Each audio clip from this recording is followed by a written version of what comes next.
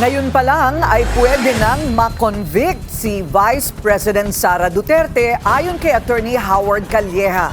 Ito ay dahil daw sa napatunayan ng hindi minanipula at tunay ang kanyang video statement kung saan pinagbantaan niya ang buhay ng first couple. Dagdag pa ni Calleja, posibleng lumala pa ang kaso ng bise.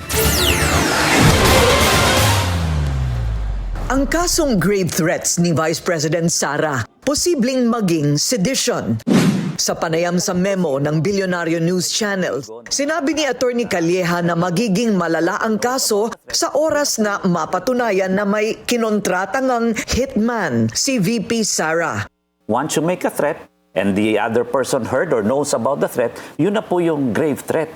Hindi na kailangan pa yung iba pang... Hindi kailangan maglabas ang baril. Hindi kailangan maglabas. Kasi pag lumabas ka ng baril o naglabas ka ng hitman o ng assassin, sedition na yan o conspiracy to commit sedition. Dagdag pa ni Calleja, halos lahat ng elemento ng grave threats ay malinaw ng ebidensyang inilatag ng prosekusyon at inamin na ito mismo ng depensa. Siguro naglolokohan na tayo if we deny that there was such a statement, no? There was such an utterance.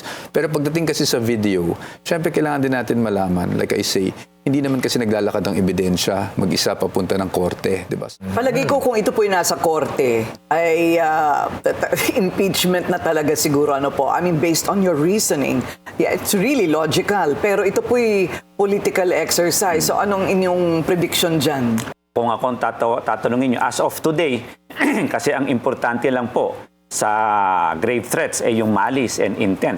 Klaro po yun na mula dun sa last week na patunayan, authentic, at napatunayan may kakayahan at mayroong intent. Actually, may motive pa nga kasi siya yung Vice President, motive to gain, to succeed. So, klaro po yun. So, yun po ay napatunayan. Sa akin pong opinion, as far as last week is concerned. Pero ayon kay Calleja, mahihirapang mapatunayan ang sinasabing Project Romanov na naunang banta daw sa buhay ni Duterte at kanyang pamilya.